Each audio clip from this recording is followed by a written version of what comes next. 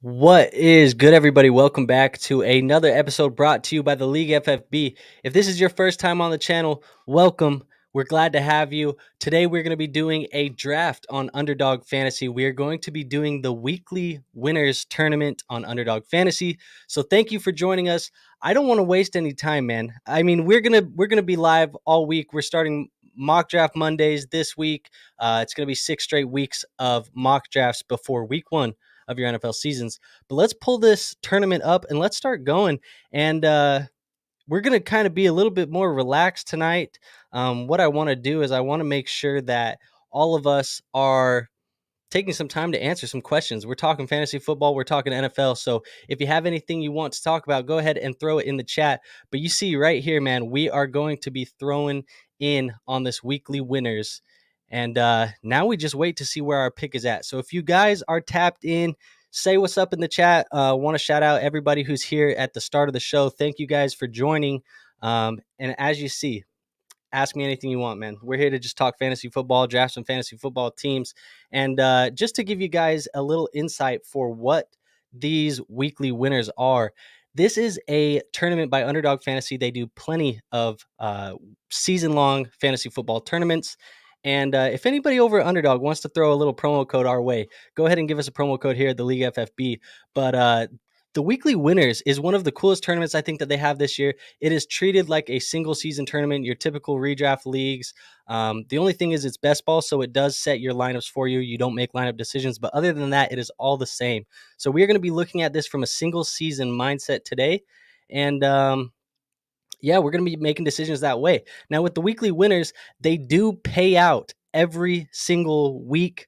So they're going to be giving us payments hopefully every week as we continue to win, hopefully. And it is like a $3.5 million prize pool. So there is a lot of money in this weekly winners tournament. So it's going to be fun, man. I hope everybody enjoys seeing us draft this. Like I said, we're going to do this every week all the way until week 1 of the NFL season for our mock draft Mondays. And I do a ton of these, guys. So I see we got Shane in the chat. What's up, man? How you doing? And I apologize if I keep looking to the left. I got a new little setup here, so I keep my chat on the left side. I used to keep it on the right side, but my camera's here, so I'm gonna do some adjusting. But I'll tell you guys what I do with these underdogs. The tournament that we're in right now, this is a $15 tournament. So you pay $15, you get a team, you get to draft it, so on and so on.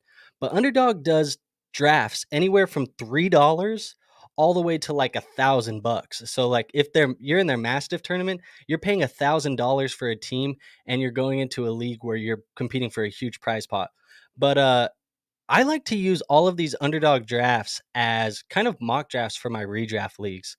So what I'll do is I'll throw in, 200, $300 a couple months before the season, and I'm always in drafts. And while we're waiting for this draft to start, you see we got we're going to be drafting from the 111. So you'll see in my active drafts, I'm in a whole bunch of drafts right now. Like all this on the left side is drafts that I'm currently in. Couple picks away in some of them, but I just treat them as mock drafts for my redraft leagues. So that is kind of the way that I do it. Let's see, where can I find my weekly winners? Got lost up in here. There we are. But I treat them as mock drafts, man. So go ahead and do that for your leagues. I think it is one of the best things we can possibly do, because historically, best ball ADP tends to be some of the most accurate ADP that we can see. And so if you're mock drafting to best ball ADP, you do tend to get a little bit of an edge in your redraft leagues. And I know we got some guys that I play with in the chat. So you guys are seeing some of the insights.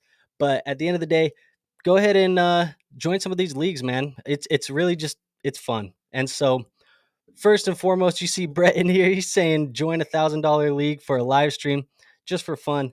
And I'll do that if you front the bill. So if you give me $1,000, hell, Brett, if you give me $500, I'll match your 500 and we can do a league together. Let's do it. Dallin says Drew Brees #1, Mike Thomas #1, Saints fan in the chat.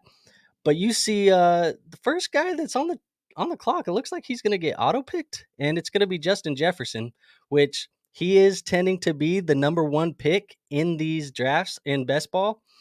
We are seeing a lot of these running backs fall this year. There is this stigma about the running back position where a lot of people don't want them. And as we're talking about the running back position, we're going to talk a little bit more on our show tomorrow, because we're going to be talking training camp news and notes with War on Let's Talk Dynasty. So if you do play Dynasty Fantasy Football, you can tap into that too. We dive a little bit deeper into Dynasty Fantasy Football there. But Jonathan Taylor, man, it looks like he's going to do a hold in, a hold out, a whatever the hell you want to call it at this point. It looks like Jonathan Taylor is going to be possibly missing some time. I don't know, man. It's going to be interesting. And Shane says, let's see who you're targeting for redraft. Yeah, I mean, look, man, I mix up my players. I draft a whole bunch of guys.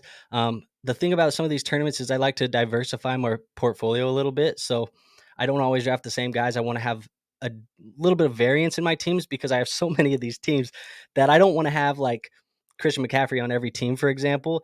And then all of a sudden Christian McCaffrey gets hurt, and now I have 100 teams that had Christian McCaffrey get hurt, and then I ruin my chances in all those leagues. So I like diversifying my assets. But you see, we're on the clock right here. And what just happened? Are we going to get auto picked in the first round? Hopefully not. Let's see what happened. There we are. So first and foremost, I think I'm going to go running back here, and I'm going to go Nick Chubb. Love me some Nick Chubb this year. I think with Kareem Hunt gone, I don't think he's going to get a ton of the passing work, but I think he's going to get a little bit more than he's had in the past. And I just think the offense is going to improve. Nick Chubb could be a top 5, maybe a top 10 fantasy football running back in 2023. And then as we come back around, I'm going to be, I really want to grab my guy, and I'm going to do it really high on him this year. I know he has the low ankle sprain. Doesn't matter to me. It's not week 1. We're not playing week 1 games for a couple more weeks, and I'm taking Garrett Wilson. So we're going to start off our draft with Nick Chubb and Garrett Wilson. And that's really where we're at. So let's see what we got going on in the chat. Brett says, I personally see 4 guys that you can draft at number 1 overall and be happy. He says JJ, Chase, CMC, and Cup. And I don't disagree. I think all of them are good. I would probably put Tyreek Hill in the same tier as a Cooper Kupp, and I don't know. I think probably Tyreek Hill is the only other one I can put in the same tier. Maybe a Stephon Diggs, but look, the top of the draft is easy, man. You get a bunch of studs, you take one of them, and then you go. But I think right now this year, Justin Jefferson is my 101. He's the guy that I want to take number 1 overall in 1 QB leagues. And then if you're playing in your super flex leagues, like we tend to play in, and I tend to play in a lot of super flex leagues, if you're playing in those leagues, you're obviously not going Justin Jefferson number 1. You're going to take a quarterback, or at least you should be. So let's kind of recap where we're at right now. You see, coming off in the first round, we have Justin Jefferson, Jamar Chase, Chris McCaffrey, Travis Kelce, Tyreek Hill. And then Austin Eckler, Bijan Robinson, Cooper Kupp, Stephon Diggs, A.J. Brown, Nick Chubb, and CeeDee Lamb. So we ended up taking Nick Chubb. He was the 4th running back off the board. Then you come back around in the second round, it's Amon-Ra St. Brown, Garrett Wilson, Jalen Hurts, Josh Allen, Devontae Adams, Saquon Barkley, Derrick Henry, Tony Pollard, Patrick Mahomes, Jalen Waddle, Chris Olave. And then we'll get 1 pick here from Outlaws to finish out the second round. And one thing that I think is interesting that I probably don't agree with in this draft so far is we have 3 quarterbacks coming off the board in the early second round and then late second round for this team or for this league.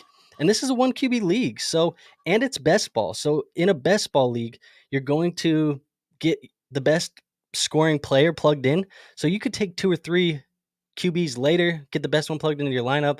I know Jalen Hurts, Josh Allen, Patrick Mahomes are elite quarterbacks, but you don't have to set your lineup. So I don't really agree with these guys going that high. Seems a little high for a best ball 1 quarterback league. And then you see Mark Andrews closes out the second round.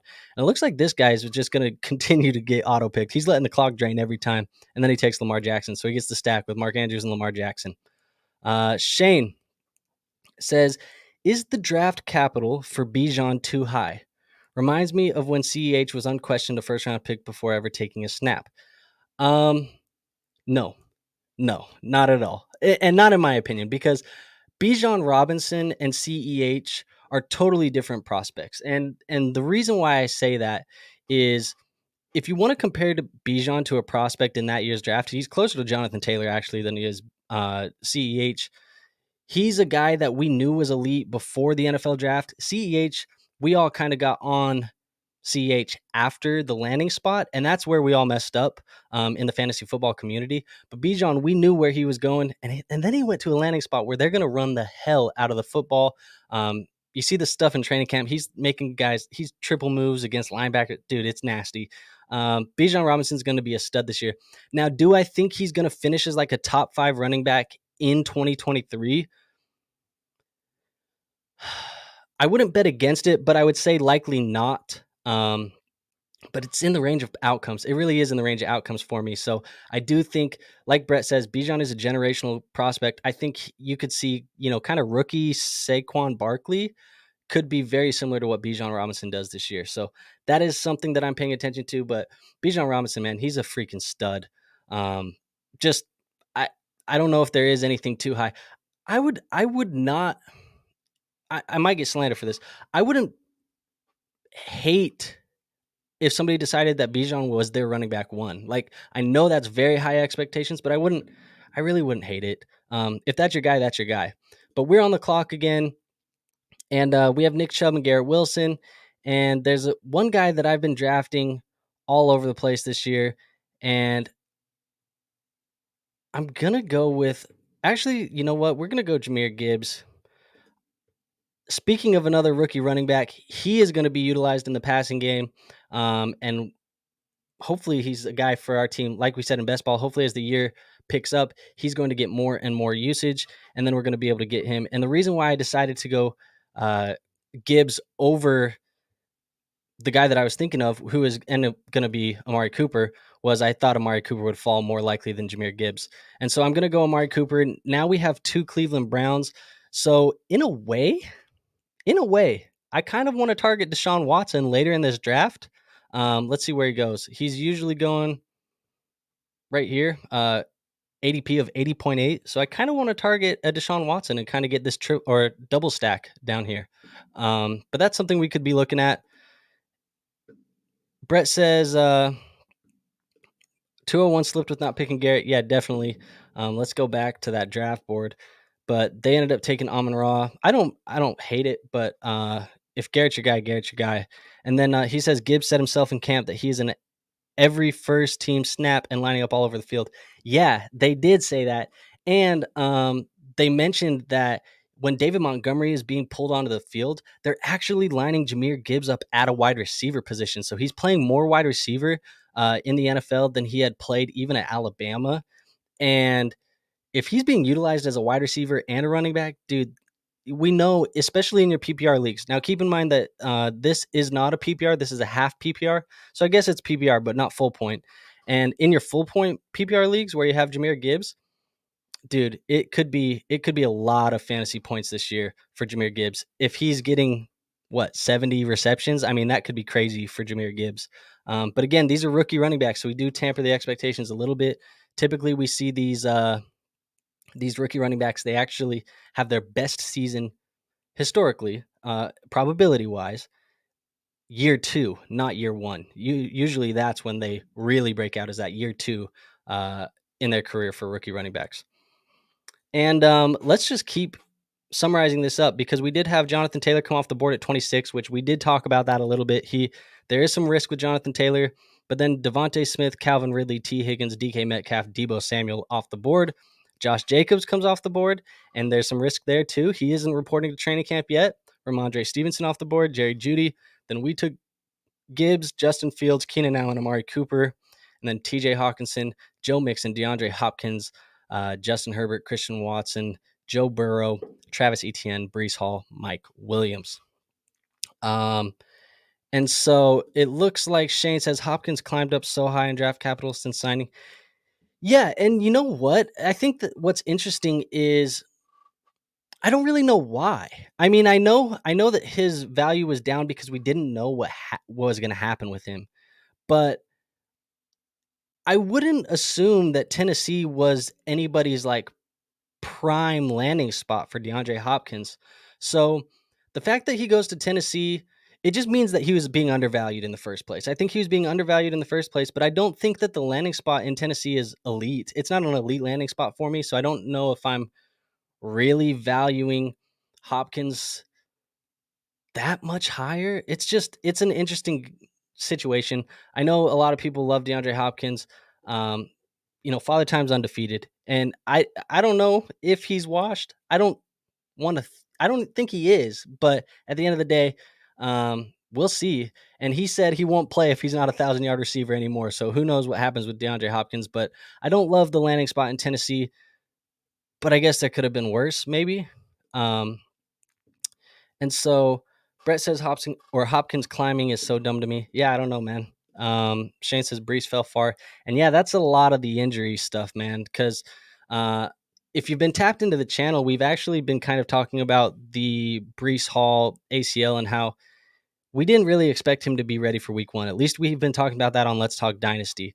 So I think Breece was overvalued. Now he's getting down into a value where I might feel comfortable taking Breece now. I just wasn't comfortable taking Breece at where he was being valued at early in the season, because he was being valued next to like Jonathan Taylor and Josh Jacobs, that was that third round of these drafts right here. Now you can get him kind of back of the 4th, early 5th. That's not a bad price for Breece Hall, especially if it's just like a month of the season where he starts slow. But I think everybody's kind of scared of the Dalvin Cook stuff, because it seems imminent that Dalvin Cook is going to sign and be a New York Jet. So just coming around that, you see DJ Moore, Najee Harris, Alexander Madison, Terry McLaurin, Drake London, George Kittle, Aaron Jones, Christian Kirk, Trevor Lawrence, Kenneth Walker. And then we're getting close to being on the board. And it's going to be interesting. I'm not going to reach for DeAndre or Deshaun Watson, but I think right here what we're going to do is we're going to end up taking as soon as this guy picks. Dang it, he just took the guy I wanted. So what we're going to end up doing is taking Miles Sanders. I think Miles Sanders is going to see a lot of usage in that Carolina Panthers offense. What he does with it is still to be seen, but I think the usage is going to be there, and he's going to fill in as our running back 3. So I'm feeling very good about our running back room right now. And then we have Garrett Wilson, Amari Cooper, and hopefully, we don't get sniped by sneaky guy, and we take Deontay Johnson because that's who I want. So you see in here, looks like he went Gabe Davis, so we'll go Deontay Johnson. Perfect. It's 100 plus targets guaranteed. And for DeAndre Hopkins, yeah, I mean, that's true.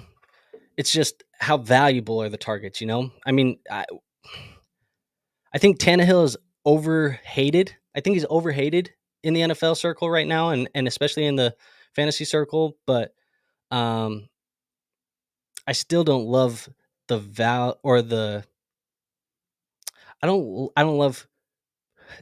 I say he's overhated, but I don't love Tannehill throwing him the ball. It's just I don't know, man. And the offense doesn't like to pass a lot. Maybe it changes. I don't know. But Brett says he kind of thinks Hopkins going to Tennessee is going to help Burks. I've heard both arguments. I've heard that it's going to help. I've heard that it's going to hurt. The reality is, I think anytime you add competition, it's not necessarily good. It's not. But I think if you were, in your dynasty fantasy football leagues, you're going to end up taking the guy like Treylon Burks over a guy like DeAndre Hopkins.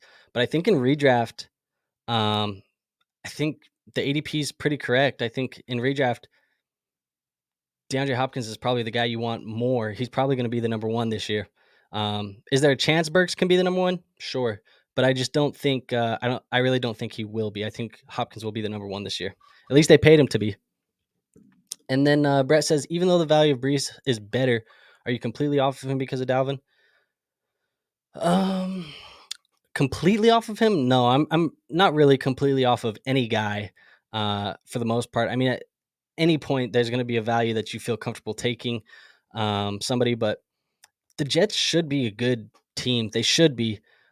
I mean, you know that Sean Payton's out here talking trash and saying that they're not going to be a good team, but I think they should be a good team. And if they are, there's going to be a lot of touchdown opportunity. It could be, I don't know. I mean, it could be something similar to like a DeAndre Swift and Jamal Williams situation that we saw last year, and maybe a little bit better than that because both of the running backs are a little bit more talented than those guys, and the offense could be a little bit more talented than that offense. So maybe a improved Jamal Williams and DeAndre Swift. And I would assume that Brees Hall would end up being the Jamal and Dalvin would be the Swift. That would be my assumption.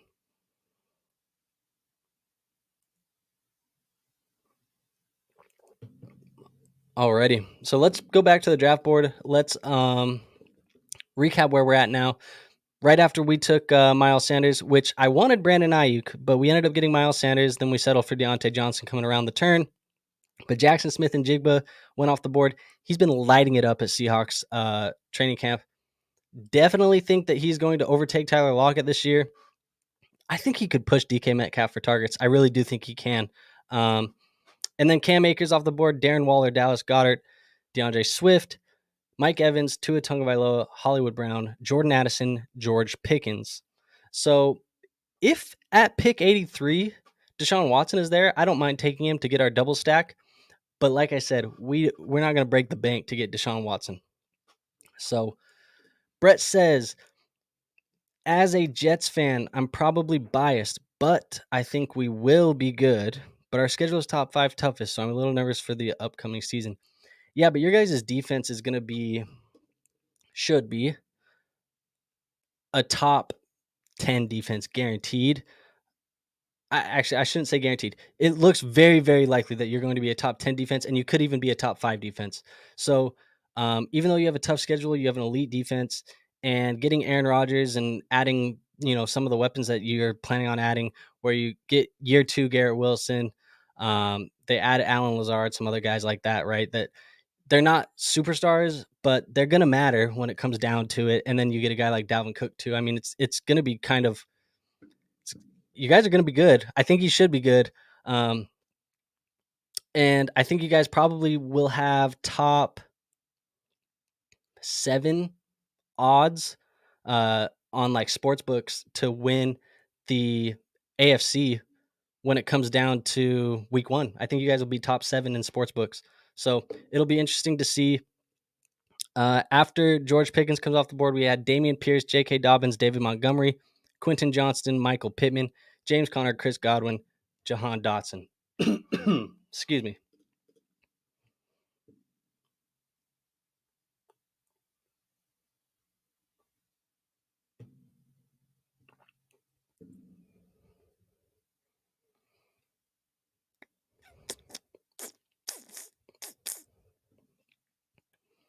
We're going to end up taking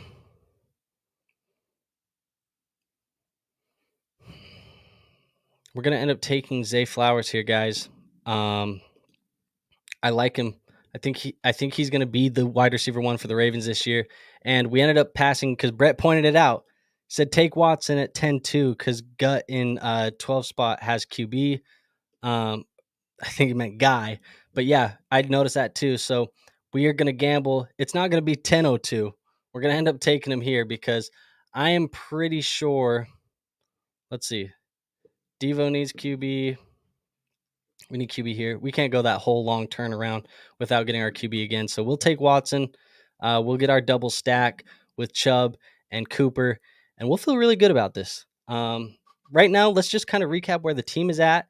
Deshaun Watson at quarterback, Nick Chubb, Jahmyr Gibbs, and Miles Sanders at the running back position, Garrett Wilson, Amari Cooper, Deontay Johnson, and Zay Flowers at the wide receiver position.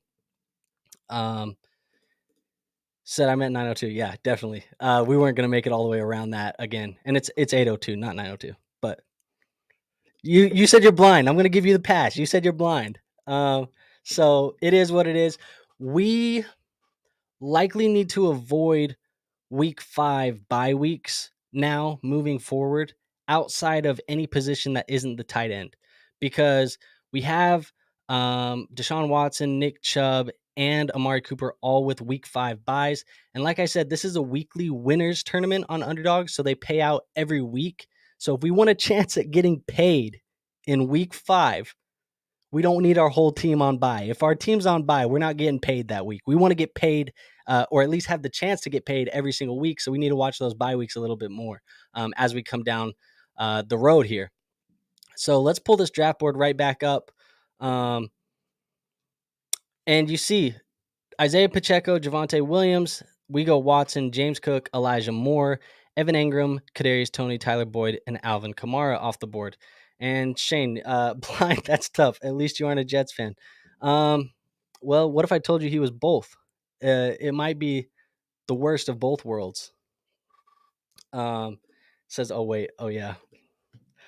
So Brandon Cooks comes off the board, and I'm interested to hear your guys' takes in the chat because we talked about it on the channel here lately. Evan Engram got an extension with the Jacksonville Jaguars, but and he's coming off of a career year, best year of his career. Evan Engram. How do you feel about him moving forward? Because he gets extended to the Jaguars, and they bring in Calvin Ridley. Do you think he has a chance to reproduce what he did last year, or do you think that last year is going to be a career high? I mean, what do you guys think about Evan Engram? Let me know in the chat below.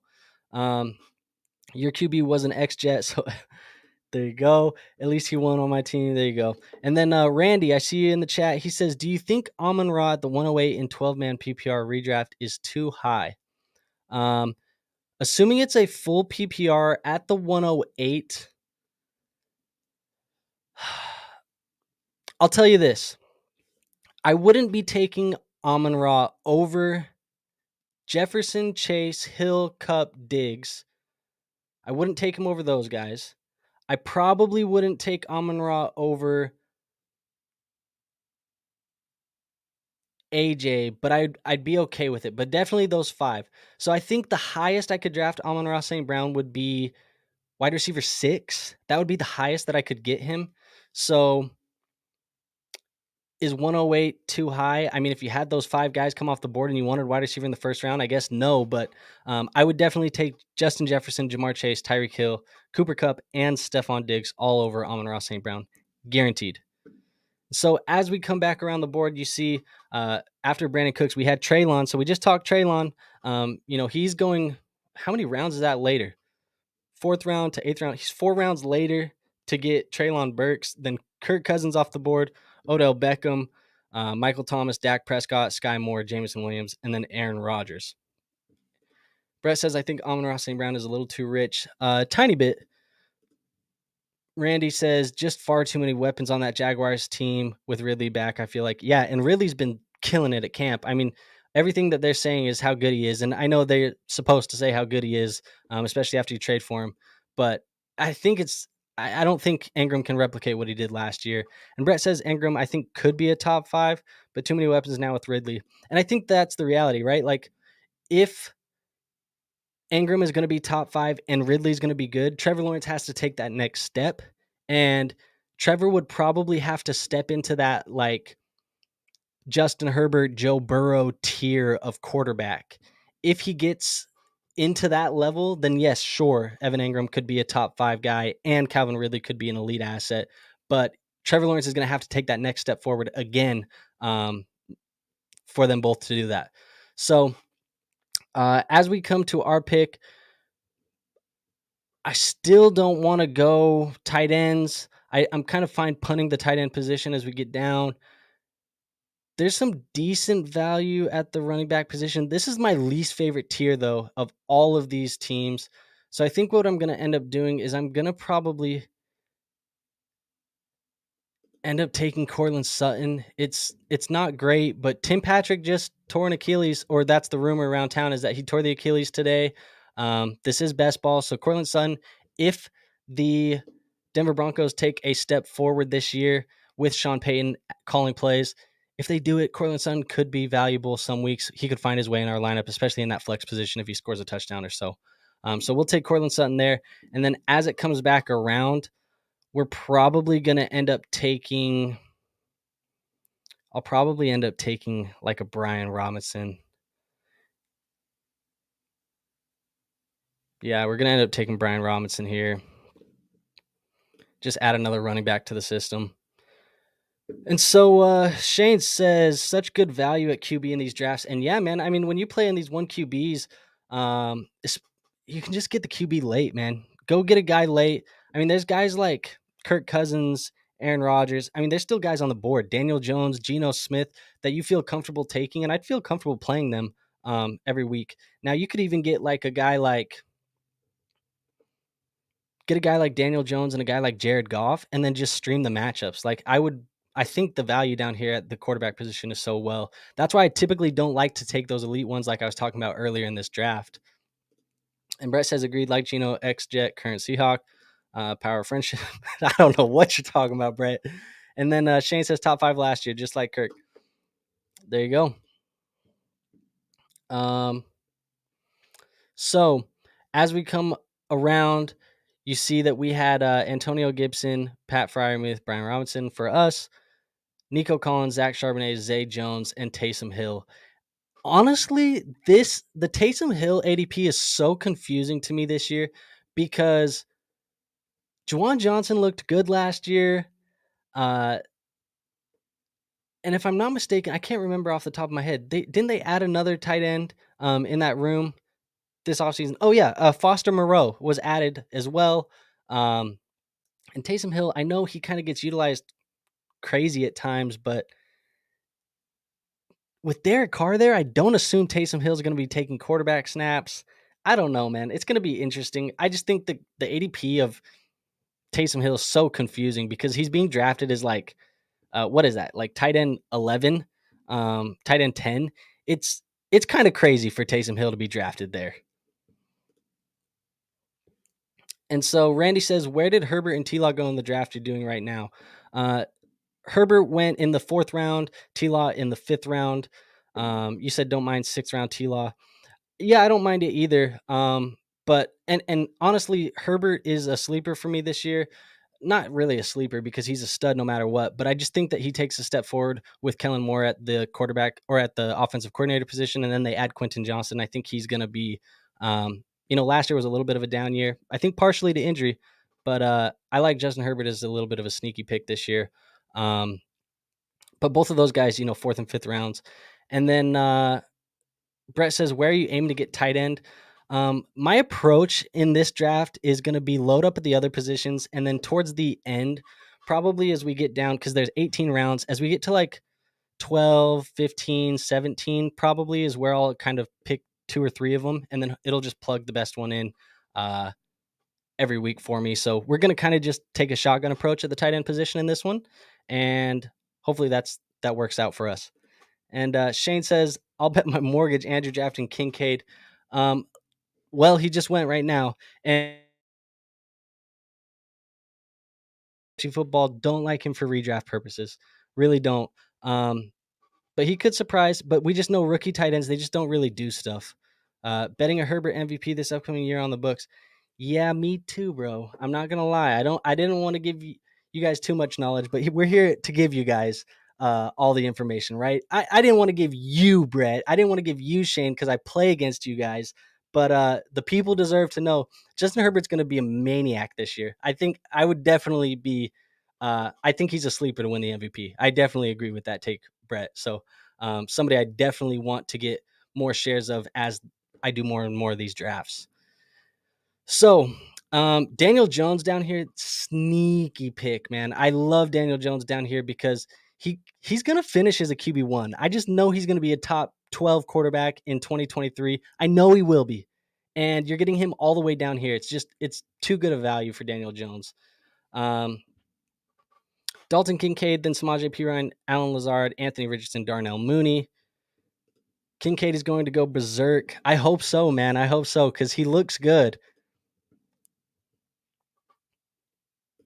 So as we're approaching this, I've kind of auto-picked this pick every single time.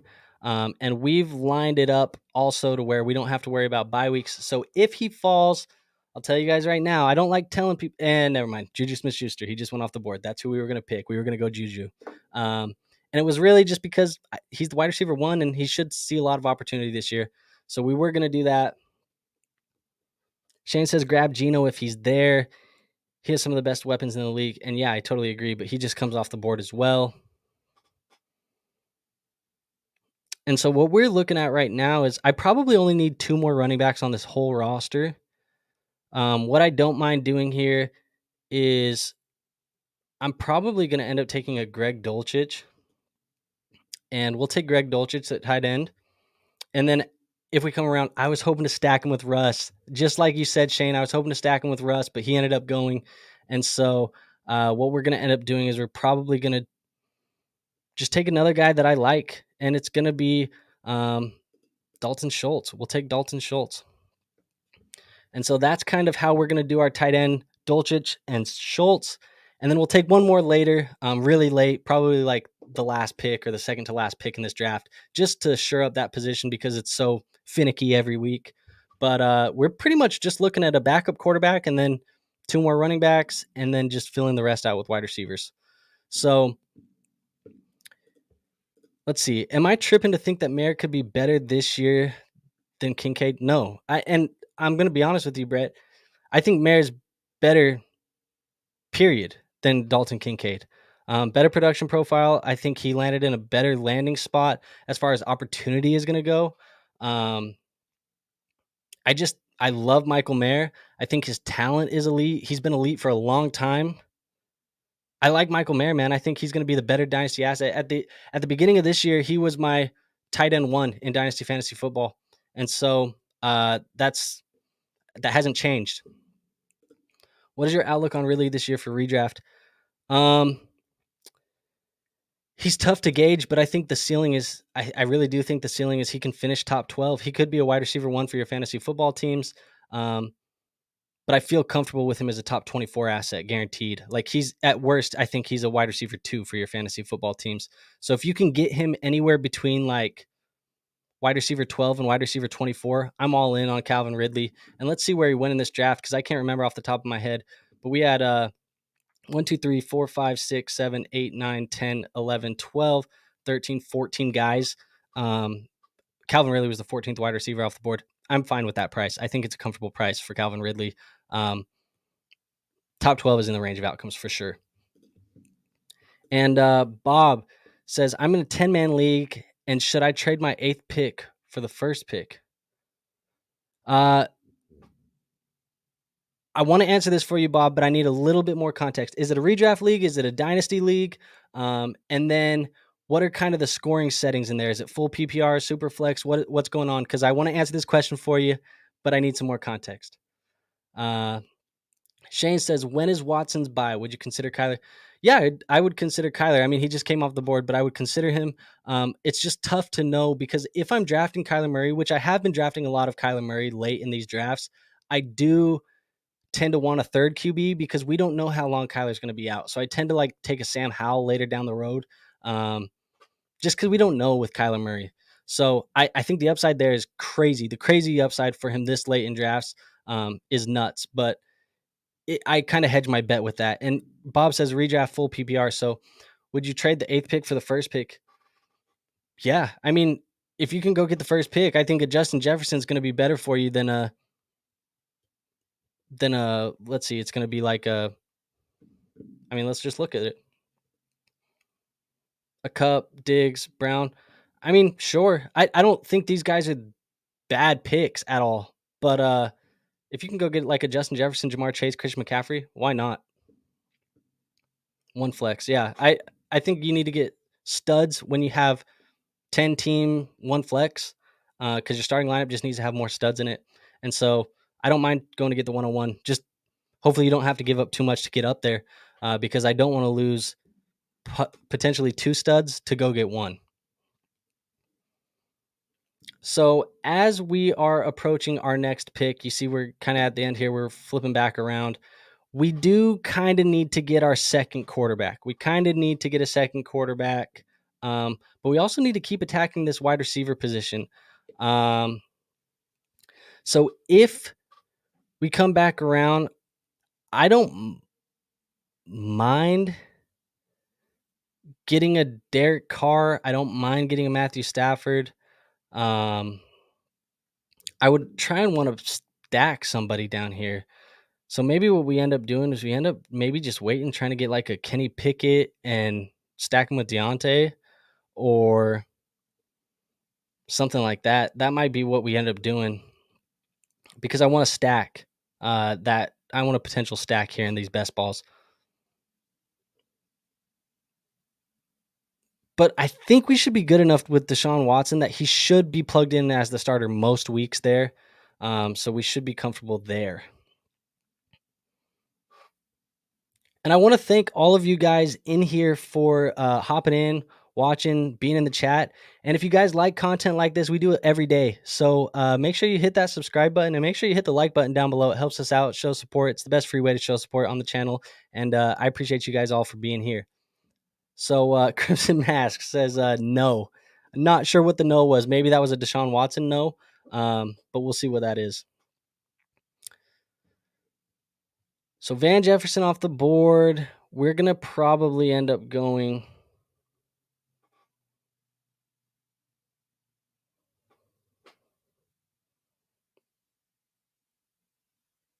I think what we're going to end up doing here is we're probably going to end up taking...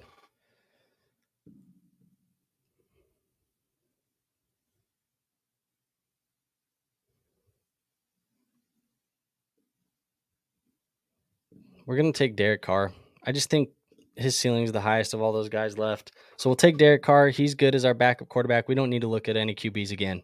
So now we kind of need to keep addressing the running back position.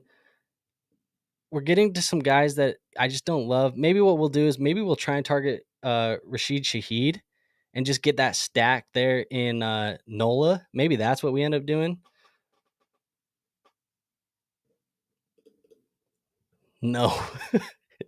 You don't want Carr and Shaheed? Is that what you're protesting here?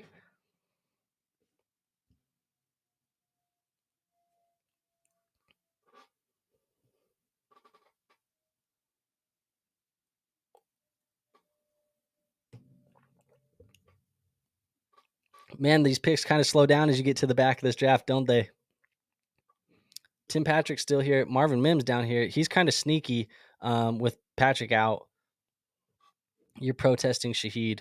All right. Looks like that's what you're doing. Well, looks like we ended up not getting him anyways. So I guess what we'll do is we'll take I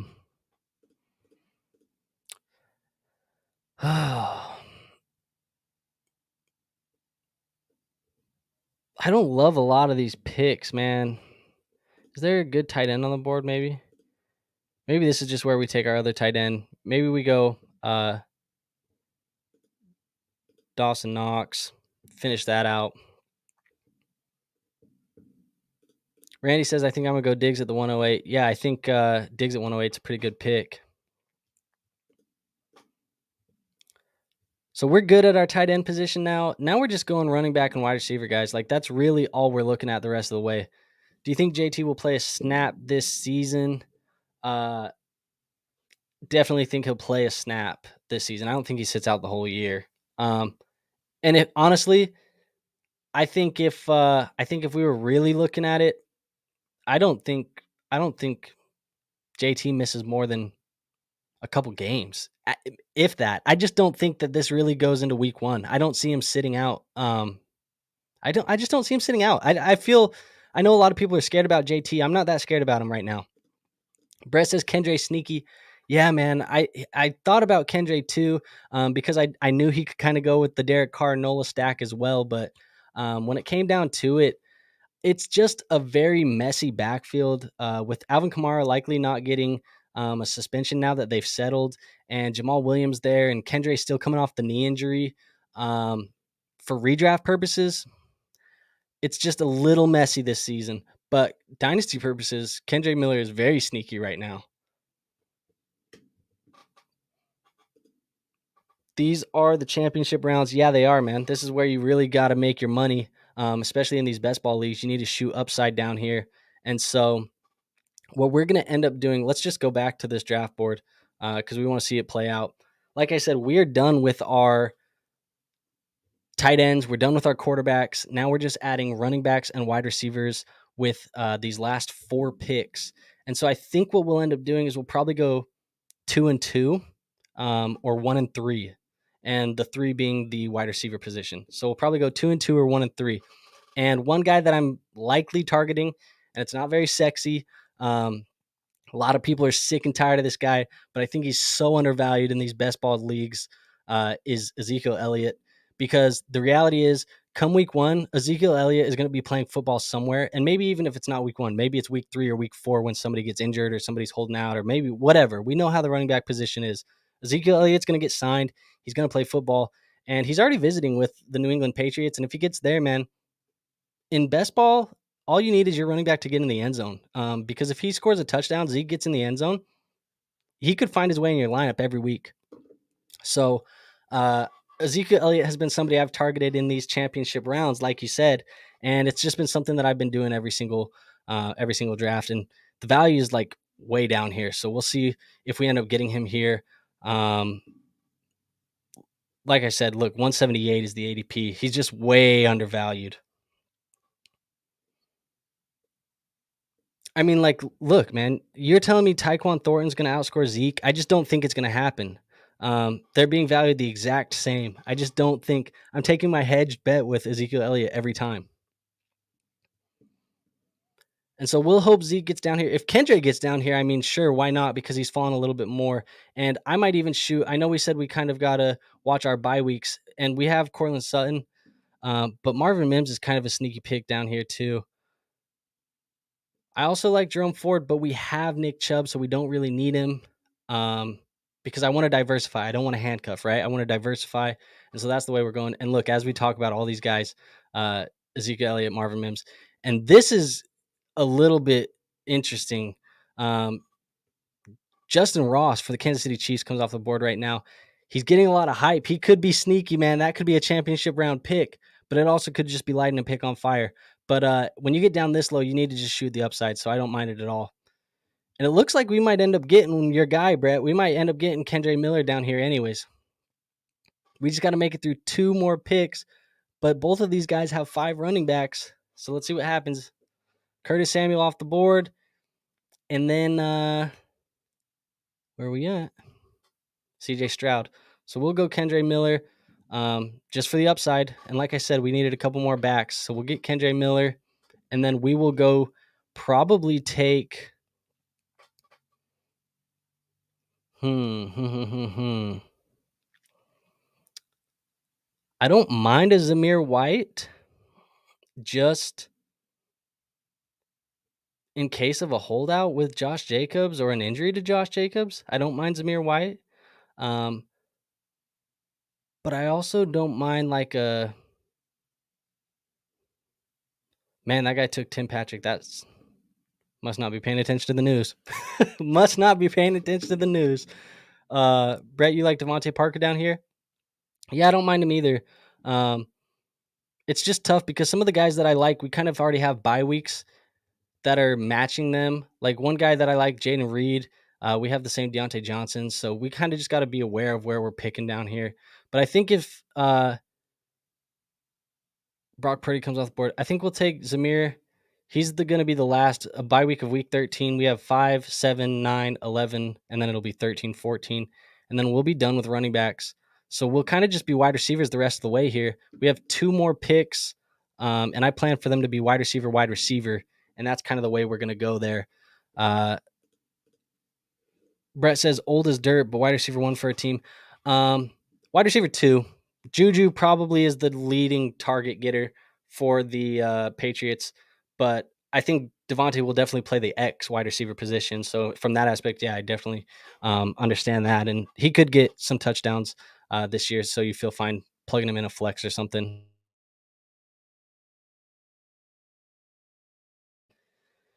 Could. I mean, it's in the range of outcomes. I don't have many Conklin shares this year. It's just not something that I'm placing my bets on, really. So it's interesting. I don't blame you if you do it. I prefer low-key down at this position, taking like a Hayden Hurst, like we just saw come off the board. I kind of like taking Hayden Hurst down here. I think he could end up being the second leading target getter for the Panthers and Bryce Young, because we know rookie quarterbacks end up leaning on the tight end position a little bit more. And so I don't mind a Hayden Hurst down here. I think he's kind of sneaky.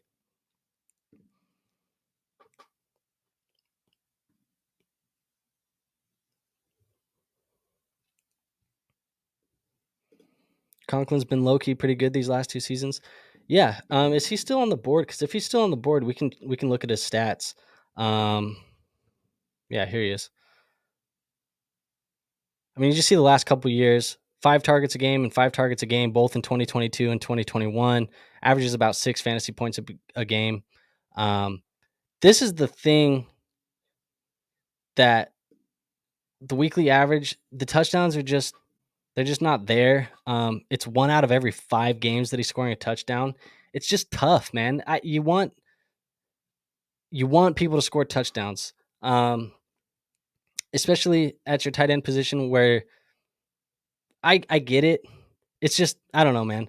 I think down here, especially, let's look at this tight ends, because we just saw McBride come off the board. I like McBride more than I like Conklin. We had Hurst. I like him more than I like Conklin. I like Mayer more than Conklin. I kind of like Gesicki more than Conklin. Likely, I like him more than Conklin. But after that, I'm happy going Conklin. But like you said, Shane, overall, good tight end value down here, and that's true. I mean, that's why I kind of said earlier when Brett asked what we were going to do at tight end, I said we were going to kind of just punt it late and take 2 or 3, because the value down here is pretty good. But we ended up having some good value, which I think Schultz is kind of turning into a my guy for me this year. He's not going to be a world beater at the tight end position, but I think he's just very undervalued. An ADP of 138. I mean, it's just really far down the board for Dalton Schultz, who could very, very easily be the number one target for CJ Stroud this season. It's very possible. He could be the leading target getter. So I don't know. Shane says I'll trade you Schultz right now. Yeah, hit my inbox, man. I'll take Schultz from you. And Mary's who I'd grab of those. I agree. Mary has the highest upside of all of them. And we're like I said, we're playing best ball, so we want upside. So that's the guy you probably target. We're up in about 7 picks, which means that we're gonna have to take 2 of these guys. I've been targeting a lot of like Jalen Hyatt, Darius Slayton as we get down here because we don't know really who's the number 1 wide receiver in New York, but somebody's going to be. So I like targeting those ambiguous receiving rooms because you might get somebody there. But I think Darius Slayton has previously been the big play guy down there. He's gotten the long touchdowns and things like that. Could Jalen Hyatt be that guy now? Possibly. I've seen some good highlights out of Jalen Hyatt in camp. I've also seen good highlights of Slayton. So it's going to be interesting. I kind of want to target one of these guys as we get down there. I know we have the 13 as a bye week, but that's fine. And then I don't mind taking like I like Woods. I wouldn't mind a Renfro. But again, we're kind of getting into these doubling bye weeks. I think Parker, like you said, Brett, Parker could be the guy down here that you end up taking too. Maybe a Josh Downs if people are high on Josh Downs. But I think my number 1 target right now is going to be Hyatt or Slayton.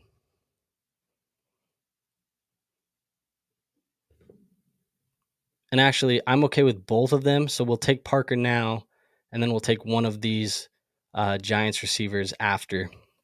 So we'll go Devontae Parker right now, assuming he doesn't pick him.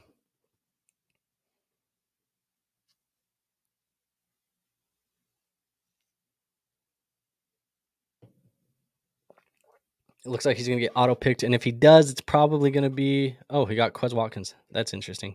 We're going to go Devontae Parker.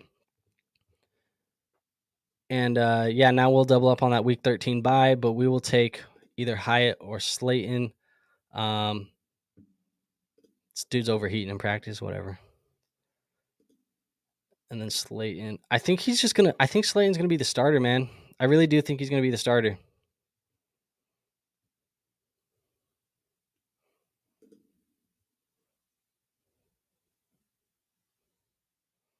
But Slayton's upside is probably higher than Hyatt's upside is probably higher than Slayton's down here.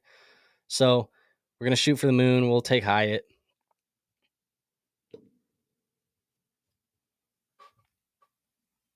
And then we'll look at the team, and then I'll show you guys some of my exposure, and we can talk about some of the exposure of these players.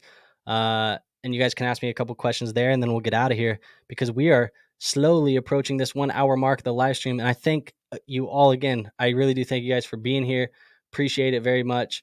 Here we go. We'll take Jalen Hyatt. And then let's look at our team real quick. So we are completed, full of draft board. They're just going to finish it up without us. But we have Deshaun Watson and Derek Carr. Then we follow that up with Nick Chubb, Jahmyr Gibbs, Miles Sanders, Brian Robinson, Kendre Miller, Zamir White. Really comfortable with this running back room. This running back room feels really good to me. And there's a lot of upside here too, I think, with Kendre and Zamir when it comes to injuries and things like that as well. And even Gibbs. I mean, the upside's there too. And then wide receiver room, Garrett Wilson, Amari Cooper to stack with Deshaun Watson, Deontay Johnson, Zay Flowers, Cortland Sutton, Devontae Parker, Jalen Hyatt. And then we got Greg Dulcich, Dalton Schultz, and Dawson Knox. So overall, a pretty good draft, I would think. Country for Life, what's up, man? Good to see you again. Appreciate you tapping in. But let's go look at the exposure here in these leagues. Hopefully you guys can see it all fine. Let's see, results.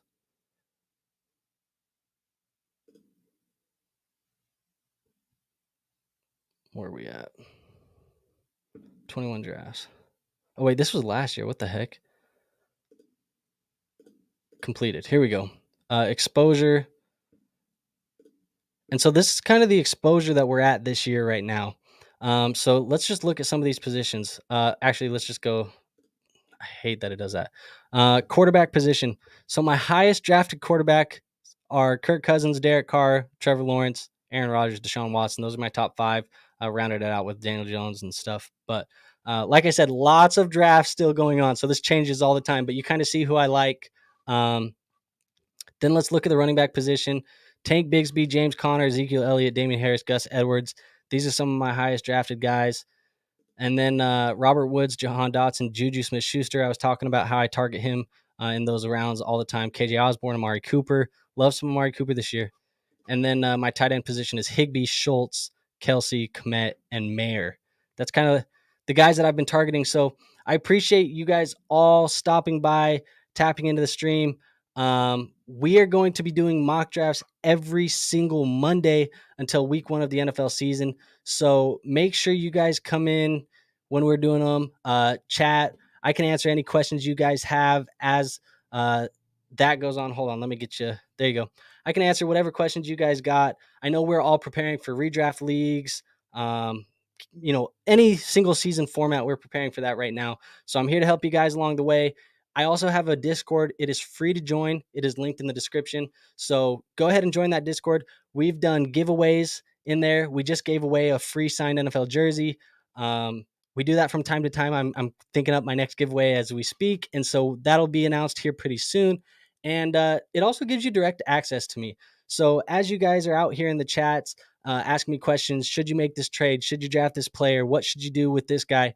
The Discord gives you the best access to ask me those questions 24/7, 365. I'm there to answer your questions and help you guys win your fantasy football leagues, because that's what we want to do here. We want to win as many championships as possible, whether you play Dynasty, Redraft, Keeper, Best Ball, whatever it be. That's what I'm here for. So thank you guys all for stopping by. If you enjoyed the content, go ahead and make sure that you subscribe to the channel, videos every day, and leave a like on your way out. I'll see you guys on the next video. Peace out.